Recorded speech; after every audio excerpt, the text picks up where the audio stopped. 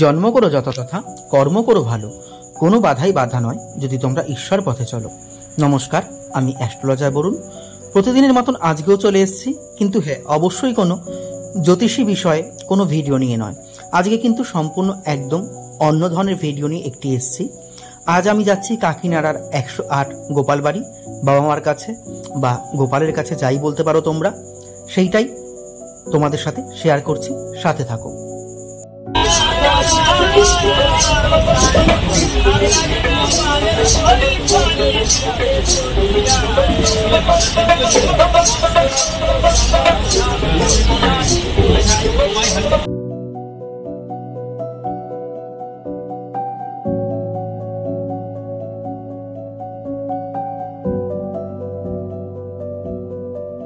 राधे राधे।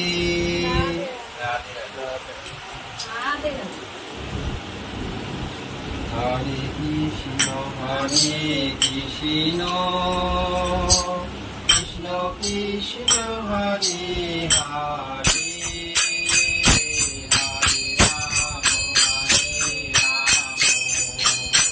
राम राम राम हरे हरे।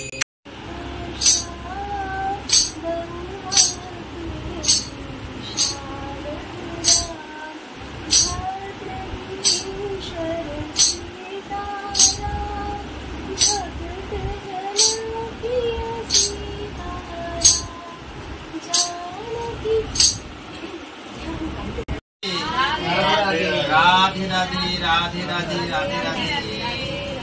আজকেও 108 গোপাল বাড়িতে ভক্তরা এসেছেন দর্শন করতে, কারণ আজকে একটা খুব ভালো দিন।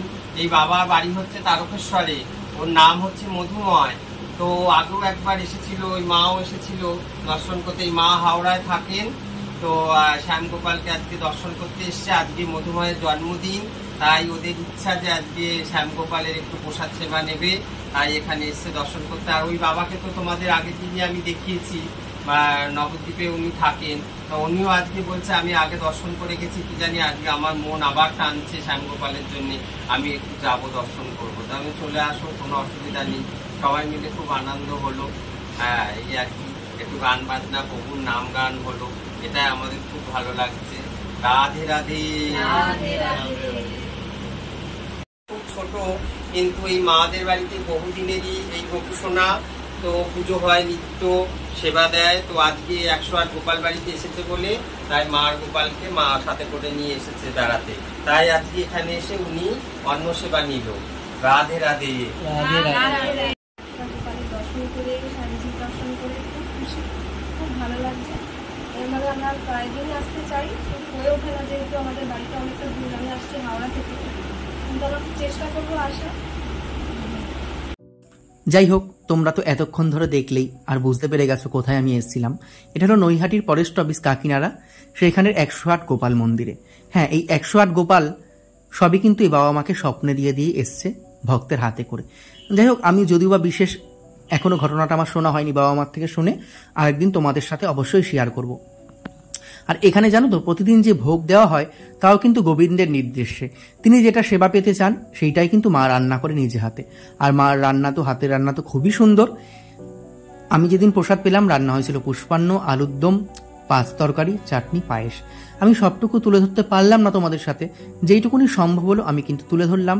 আর আমি যখন প্রসাদ পাচ্ছিলাম, রনি ভাই এপাশে বসেছিল, রনিকে বললাম, ভাই আমার একটু ভিডিওটা করে দে। ও করে দিল খুশি মনে।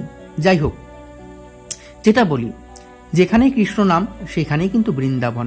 আর এই গোপাল বাড়িতে আসলে কেন জানি না মনটা কিন্তু আমার খুবই পরিবর্তন হয়ে যায়। যাই হোক, প্রসাদ পেয়ে ইচ্ছা করছিল না আসতে, মনে হচ্ছিল ওখানেই থেকে যাই, তাও আসতেই হবে, যেহেতু বাড়ির পেছনে পিছুটান রয়ে গেছে আমার। তারপরে আমি এই ঘাট পার হয়ে, যেহেতু কৃষ্ণনগর হয়ে এসেছিলাম, গঙ্গা পার হয়ে নৌকা করে কিন্তু বাড়ির দিকে আসলাম। যাই হোক, দেখা হবে তোমাদের সাথে পরবর্তী কোনো অ্যাস্ট্রোলজি ভিডিও অথবা কোনো লাইভ প্রোগ্রাম নিয়ে। ততক্ষণের জন্য কিন্তু সবাই খুব ভালো থেকো, সুস্থ থেকো। যাওয়ার আগে আমি প্রতিদিনই একটা কথা বলি, নিঃশ্বাসের বিশ্বাস নাই, কবে রুদ্ধ হয় তাই। বাল্যবতী হরে কৃষ্ণ হরে রে, হরি হরি হরি বলো, সদা সাধু সঙ্গ করো, তোমাদের কৃষ্ণদাস এই মিনতি করে রে। দেখা হচ্ছে পরবর্তী কোনো ভিডিও নিয়ে। ততক্ষণের জন্য সবাই খুব ভালো থেকো, সুস্থ থেকো। হরে কৃষ্ণ, জয় মা।